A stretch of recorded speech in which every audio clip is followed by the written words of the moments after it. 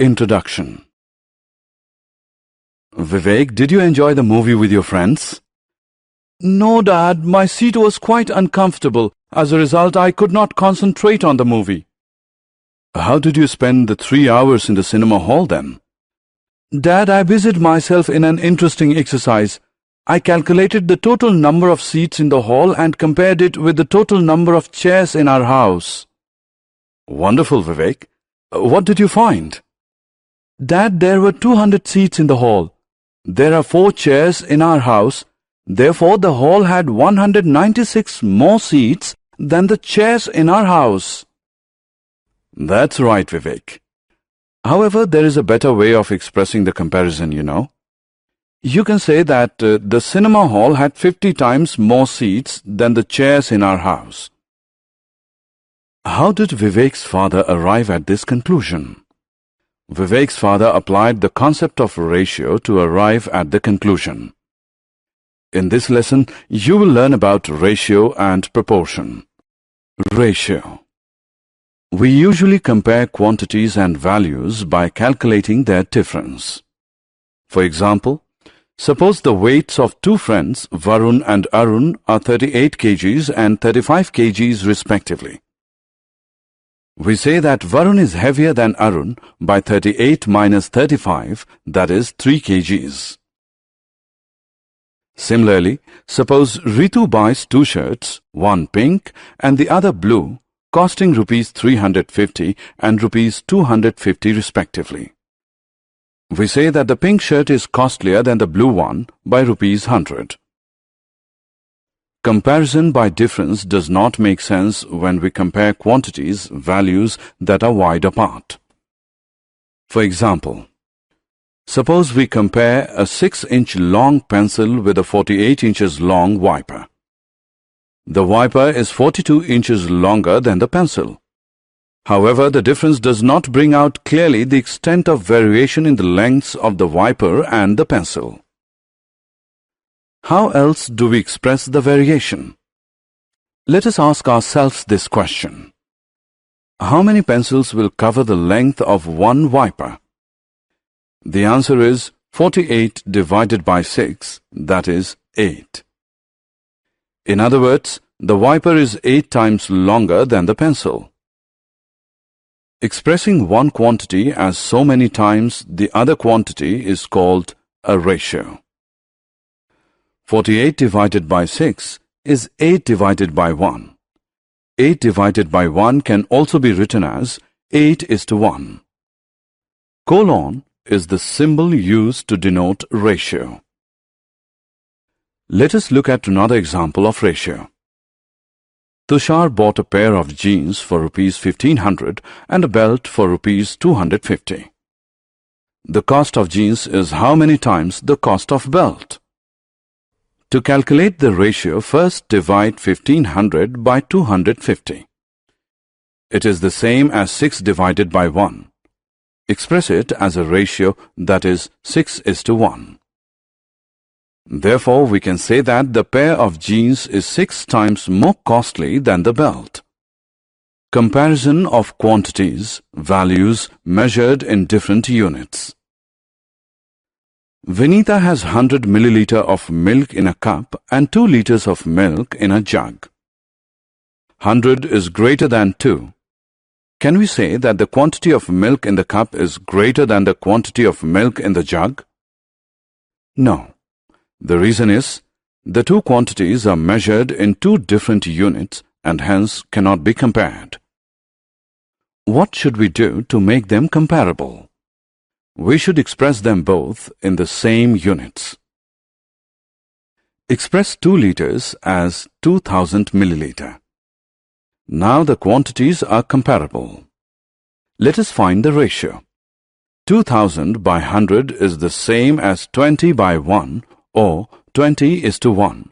Therefore, the milk in the jug is 20 times more than the milk in the cup. Hari has bought a chewing gum for 50 paise. His friend Shiv has bought a packet of biscuits for rupees 20. Who spent more money and by how many times? Before comparing, we express rupees 20 as 2000 paise.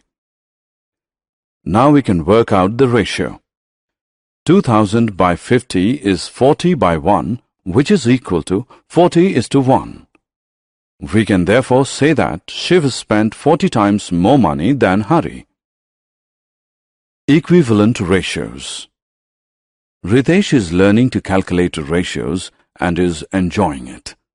But there is one thing that is confusing him. Let us see what it is. He first calculated the ratio of boys in his class to girls in his class as 3:1. He then calculated the ratio of notebooks to books in his bag. The ratio works out to be 3:1. Ritesh wonders, can two ratios be same? Yes, they can be. What the first one tells us is that boys are 3 times more than the girls in Ritesh's class. The second ratio tells us that the notebooks are 3 times more than the books in Ritesh's bag. Ratios that are equal when reduced to their lowest terms are known as equivalent ratios. Let us verify whether the following ratios are equivalent or not. Ram earns rupees 15,000 in a month and spends rupees 10,000. Express the earning and spending as a ratio. 15,000 by 10,000 is 15 by 10, which, when reduced to the lowest term, is equal to 3 by 2 or 3:2. It means that out of every 3 rupees earned, Ram spends 2. Rahim earns rupees 21,000 in a month and spends rupees 14,000. Express the earning and spending as a ratio. 21,000 by 14,000 is 21 by 14, which, when reduced to lowest term, is equal to 3 by 2 or 3:2. It means that out of every 3 rupees earned, Rahim also spends 2. The ratio for earning to spending for Ram and Rahim are equivalent. Division of quantities, values, according to ratios. Let us now use ratios to divide quantities and values. Two friends, Sia, 36 inches in height, and Pia, 48 inches in height, pluck 7 ripe mangoes from a mango tree. They decide to share the mangoes in the ratio of their heights in inches. How many mangoes will each friend get to eat? Let us first find the ratio of their heights. The ratio of their heights is 3:4. Sia and Pia will share the mangoes in the ratio 3:4. It means that out of every 7 mangoes plucked, 3 will be eaten by Sia and 4 by Pia. Sia gets 3 out of 7 mangoes. Pia gets 4 out of 7 mangoes. Two brothers, Devjot and Premjot, buy a lottery ticket for rupees 100. Devjot pays rupees 60, Premjot pays rupees 40. They decide to share the lottery money in the same ratio. They win a lottery of rupees 1 lakh. How much should each brother get? Let us find first the ratio of their payments. Ratio of payment for lottery is 3:2. Devjot and Premjot will share the lottery money in ratio 3:2. It means that out of every 5 rupees won, 3 will go to Devjot and 2 will go to Premjot. Devjot's share in the lottery of rupees 1 lakh is rupees 60,000. Premjot's share is rupees 40,000. Proportion. Piyush and Amit are excellent painters. Recently, Piyush bought 20 paint brushes for rupees 240 from a stationery shop. Amit bought 15 identical brushes for rupees 180 from the same shop. Amit claims that the shopkeeper overcharged Piyush. Is he right? Let us see. First, work out the ratio of the two quantities. The ratio of quantities is 4:3. Then work out the ratio of the prices. The ratio of prices is 4:3. It means that the ratio of quantities is equal to the ratio of prices. Therefore, Amit's claim is wrong. The shopkeeper charged Amit and Piyush the same price for the brushes. When two ratios are equal, they are said to be in proportion. Ratios in proportion are represented as 20:15, proportion 240:180. This is the symbol used to denote proportion. Ratios in proportion are read as 20:15 as 240:180. Each number used in a proportion is called a term. 20, 15, 240 and 180 are terms. The first and the last terms are called the extreme terms. The second and the third terms are called the middle terms. Verification of ratios in proportion. Consider the two ratios. 40:25 and 56:35. 40/25 is same as 8/5, that is 8:5.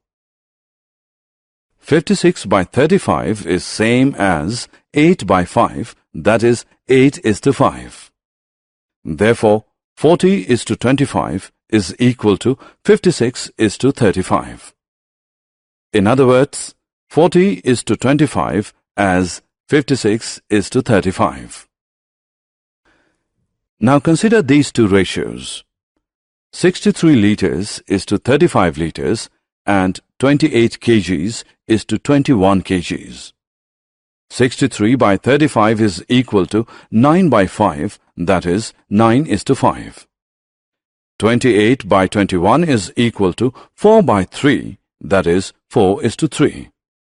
Therefore, 63:35 is not equal to 28:21.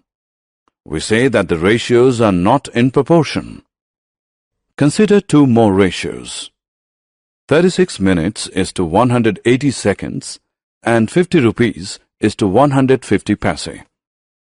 36 minutes by 180 seconds is same as 36 into 60 seconds divided by 180 seconds, which is equal to 12:1.